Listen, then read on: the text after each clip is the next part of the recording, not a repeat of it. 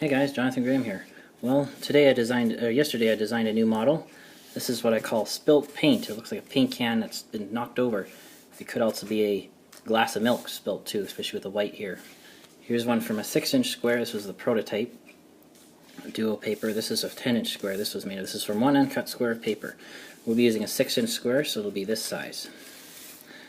In this case, I'm going to have a yellow paint and a purple can. So whatever color you want the paint to be, or the milk, whatever you want it to be, have that side face up when you start.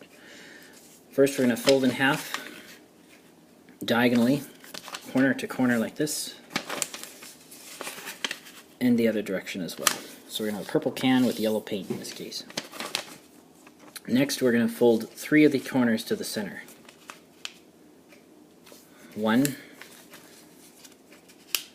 and then there's a second one, and a third one. So now we have what kind of looks like a house, or this shape, envelope sort of.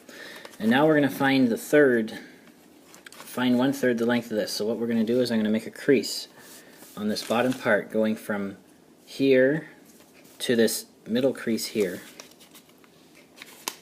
and pinching right there where the creases intersect. So so it starts there, it ends up here, and then it's going to pinch kind of in the middle here, so it's right on the corner, right on the line here. Now we're going to fold up on that corner, and that'll be 1/3 of this purple in this case here. And next we're going to fold this side down here over this, like this down, and then we're going to fold this up so that this is lined up with the paper underneath, or just above it. Next we're going to take this purple flap, in this case purple, we're going to fold it along the edge there, and do the same over here and unfold it. Now we're going to do sort of a color change, or a reverse fold. We're going to push this in to the back, and we're going to make a new crease that should go straight across here, along there.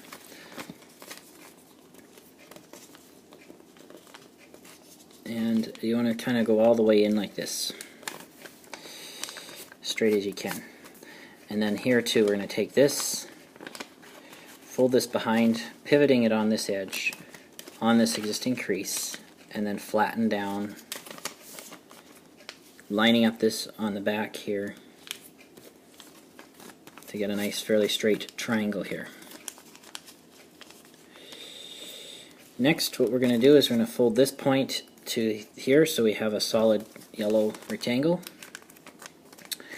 and we're going to taper this rectangle from this point to almost to the end. I'm going to flip it over like this.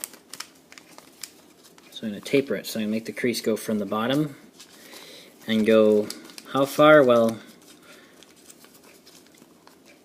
just so that this point, this corner is just maybe just beyond this center crease here.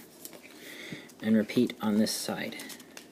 Again, this doesn't have to be perfect necessarily, because this is going to be the paint, so it doesn't have to be perfect.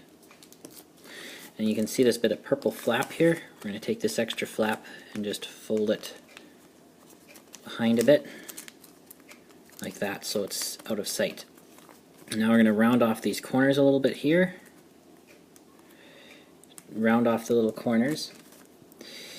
And what we're going to do now is we're going to make the paint itself. So we're going to take this, sort of looks almost like a tongue like this, and I'm first going to fold it down over the edge and then back up, make a tiny pleat. And now comes a sort of, I guess not precise folds, but just folds in general. We're going to kind of do angled pleats. Going one way like this is what I like to do. That actually looks even more like a tongue like that. And then we're going to make another angle the other way to look like if the paint was just kind of flowing out of the can.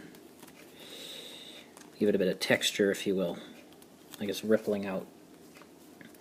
Actually, we're going to go the other way so the creases go underneath. It looks more realistic. And just round off the ends a little bit. And now we're almost finished at this point. Now we're going to just make the can itself. We're going to take these, we're going to tuck one of these flaps into one of these. It doesn't matter which one first. I'll just tuck this into here. You can see the pocket here. We have opening, opening. These corners will go into those openings. You can see how this goes into here.